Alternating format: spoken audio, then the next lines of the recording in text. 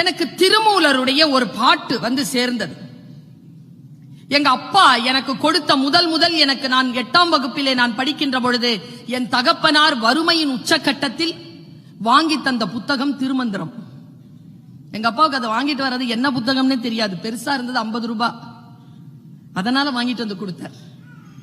திருமூலரை நான் வாசிக்கிறேன். திருமூலர் இப்படி சொல்கிறார்: யாவர்க்குமாம் இறைவருக்கு ஒரு பச்சிலை. உங்களுக்கு தெரிந்த பாட்டுதான்.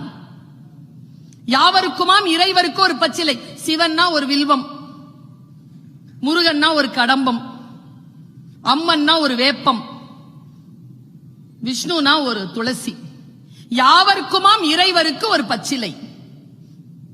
யாவருக்குமாம் பசுவிற்கு ஒரு வாயுரை. பசு போகுதா, அதுக்கு வாயில ஒரு வைக்கோல். யாவருக்குமாம் உண்ணும் போது ஒரு கைப்பிடி எடுத்துக்கொடு. நீ சாப்பிடும் போது ஒரு கைப்பிடி எடுத்துக்கொடு. இது 3 வாய்ப்பு இல்லையா? யாவருக்குமாம் பிறருக்கு இன்சொல் தானேன்னு சொன்னாங்க. அவன் கொடுக்கறதுக்கு உங்ககிட்ட இலை இல்லையா, உங்ககிட்ட வைக்கல் இல்லையா, உனக்கு சோறு இல்லையா, உனக்கு கொடுக்கறதுக்கு பரவாயில்ல, அடுத்தவர்கள் மனம் மகிழ ஏதேனும் ஒரு சொல்லையாவது சொல்லிவிட்டு போ என்று சொல்லுவது தமிழ் மரபு. நான் ஒரு பாட்டு உங்களுக்கு சொல்றேன். அறம் செய்வோம் என்கின்ற தலைப்பில் நான் பேசிக் கொண்டிருக்கிறேன். என் வாழ்க்கையில் எப்பொழுதோ ஒரு முறை நான் படிக்கிறேன், அப்பொழுது புரிகின்ற அந்த பாட்டு காலம் போக போக வேறு விதமான விளக்கங்களை எனக்கு தருகிறது. இந்த வேறு விதமான விளக்கங்களை தருகின்ற ஒரு விஷயத்தை சொல்றேன். நீங்க கோவிலுக்குன்னு சொன்னோன்னு வச்சுக்கோங்களேன், எவ்வளவு காசு கொடுக்கிறோம் தெரியுமா? கோவிலுக்குன்னா உடனே காசு கொடுப்போம். ஏன் சொல்லுங்க பாப்போம்?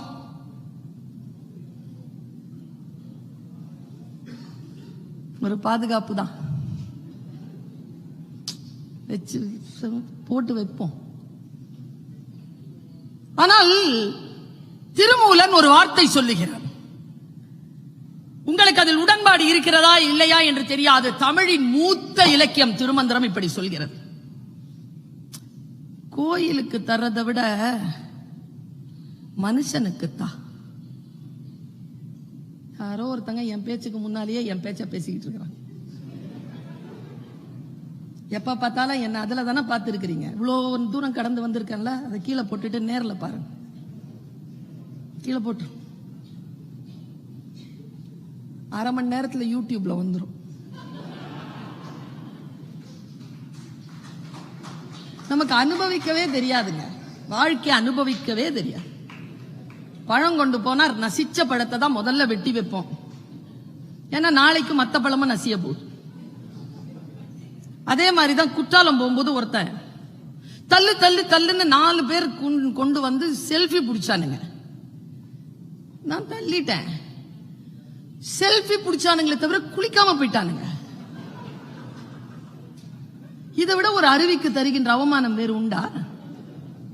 பேச்ச கேளுங்க. வந்தவங்களுக்கு தான் என் பேச்சு, வராதவங்க நாளைக்கு கேட்டுக்கிட்டோம். திருமூலன் இப்படி சொல்லுகிறான்: படமாடும் கோவில் பகவர்க்கு ஒன்றியில், நடமாடும் கோவில் நம்பர்க்கதாகா. நடமாடும் கோவில் நம்பர்க்கு ஒன்றியில், படமாடும் கோவில் பகவர்க்கது ஆமே. எல்லோரும் ஆன்மீக சிந்தனை கொண்டவர்கள் தான். நானும் சரஸ்வதி வணக்கத்தை சொல்லிதான் என் பேச்சை தொடங்கினேன். நான் இறை மீது நம்பிக்கை கொண்டவள் தான். ஆனால் திருமூலன் சொல்லுகின்ற பாட்டை இன்றைக்கு நீங்கள் போகின்ற பொழுது உங்களுடைய மனதிலே எடுத்துக்கொண்டு செல்லுங்கள். அவன் சொல்லுகிறான், படமாடும் கோவில் என்பது இறைவன். அவன் அங்கே இருக்கிறான், கோவிலில் இருக்கிறான். படமாடும் கோவில் பகவர்க்கு ஒன்றி ஈயில். நீங்க அங்க போய் கொடுத்துட்டீங்கன்னா நடமாடும் கோவில் நம்பர்க்கதாக இங்க வராது. இத கிருபானந்த வாரியார் ரொம்ப அழகா சொல்வார். ஒரு காலத்துல போஸ்ட் ஆபீஸ் இருந்த தெரியுமா? இப்ப கூட இருக்குது. இந்த இமெயில்லாம் வந்ததுல இருந்து அது ஒன்னும் பெருசா. தெருவுக்கு தெரு போஸ்ட் பாக்ஸ் இருக்கும் தெரியுமா? தெருவுக்கு தெரு போஸ்ட் பாக்ஸ் இருக்கும். அவர் சொல்வார், போஸ்ட் பாக்ஸ்ல போட்டுட்டனா போஸ்ட் ஆபீஸ்க்கு போகும், நேரா போய் போஸ்ட் ஆபீஸ்க்கு கொடுத்துட்டனா உன் போஸ்ட் பாக்ஸ்க்கு வராதும்பர். சாமிக்கு கொடுத்தன்னா மனுஷனுக்கு வராது, மனுஷனுக்கு குடு, சாமி கிட்ட போயிரும். படமாடும் கோவில் பகவர் கொன்று ஈயில், நடமாடும் கோவில் நம்பர்க்கது ஆகா, நடமாடும் கோவில் நம்பர்க்கொன்று ஈயில், படமாடும் கோவில் பகவர்க்கு அது ஆமே.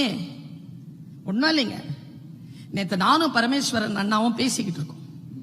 பரமேஸ்வரன் அண்ணா நல்லா தான் பேசிட்டு இருந்தார். திடீர்னு அவருடைய குரல் உடைஞ்சி அவர் தழுக்கிறார், அழுகிற மாதிரி வரார். நான் அந்த 2 இடத்தையும் பார்க்கிறேன். 2 இடம் எது தெரியுமா? ஒன்று, நாங்கள் 92 பிள்ளைகளில் இருந்து தொடங்கினோம், இன்றைக்கு 423 பிள்ளைகள் வந்திருக்கிறார்கள் அப்படின்னு சொல்லும் போதெல்லாம் கம்பீரமா சொன்னவர். அதில் 15 பிள்ளைகள் பல்கலைக்கழகத்தில் படிக்கின்றன. என்ன ஒரு விஷயம் தெரியுமாங்க, இது யோசிக்க கூட முடியுமா? அந்த குழந்தைகள் யோசிக்க முடியுமா? சரி, 92 பேர் தானே இருந்தாங்க, 423 பேர் எப்போ வந்தாங்க? அந்த 423வது குழந்தைக்கு 4 வயசா? 2008க்கு பிறகு ஆரம்பித்த அந்த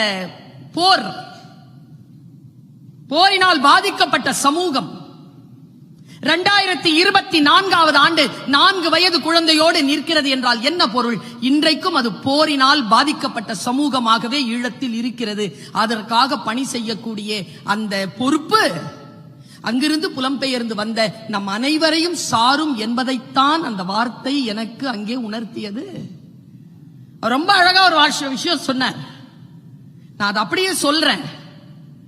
அது அப்படியே சொன்னா அது எப்படி உங்க மனசுல போய் தைக்கோன்னு தெரியாது. நாம எல்லாம் இங்க இருந்ததுக்கு காரணமே அவங்க போர்ல செத்தது தானேன்னு சொன்னார். ரொம்ப முக்கியமான விஷயம் இல்ல இது. நாம் எதை செய்துவிட முடியும், எப்படி இதை செய்ய வேண்டும்? நான் இப்படி சொல்றேன், நீங்க $25,000 எல்லாம் கொடுக்கணும், உடனே அப்படியே ஹைப் பண்ணணும்லாம் அவசியமே கிடையாது. அவ்வளவுலாம் ஹைப் பண்ண வேண்டாம். இதோ இங்க வந்தீங்கல்ல, அதுல நீங்க கொடுத்திருக்கிற காசு இல்ல, இதோ இப்ப $5 கொடுத்து ஏதோ ஒரு லாட்டரி ஏதோ கொடுக்கறாங்க. குர்ஆன்ல ஒரு வார்த்தை, குர்ஆன்ல இல்ல, முகமது நபி சொல்றாரு இந்த வார்த்தையை. நான் நடுங்கி போன அந்த வார்த்தையை கேட்டு. ஹதீஸ், மசூதி கட்டுவதை விட ஓப்பானது உன் மனைவியின் வாயில் நீ அன்பாக ஊட்டுகின்ற ஒரு கவளம் சோறு. இவ்வளவு பெரிய வார்த்தை அது. மனைவியின் மீது நீ காட்டுகின்ற பேரன்பு இருக்கிறதே, அது இறைவனுக்கு நீ கட்டுகின்ற கோவிலை விட பெரியது. ஒரு குழந்தைக்கு நீங்கள் செலுத்துகின்ற ஒருவேளை உணவு, ஒரு கவளம் சோறு, அவர்களுக்கு இப்பொழுது அது தேவைப்படுகிறது. இதை எப்படி அடுத்த கட்டத்திற்கு எடுத்து செல்வது? இங்கிருந்துதான் நாம் தொடங்க முடியும். நான் இப்படி சொல்றேன், இப்ப நான் பேச்சாளரா இருக்கிறேன் இல்லையா, பேச்சாளரா இருக்கிறதுல எனக்கு சில லாபங்கள் உண்டு. எனக்கு பயணங்கள், எனக்கான செல்வாக்கு, எனக்கான புகழ், எனக்கான அனுபவங்கள், எனக்கான பதவி, பட்டம் எல்லாம் கிடைக்கிறது. இது தருகின்ற சமூகத்திற்கு என்ன கிடைக்கிறது? அந்த சமூகத்திற்கு சில விஷயங்கள் கிடைத்தால் ஒழிய எனக்கு கிடைக்கின்ற எல்லாம் விருதா.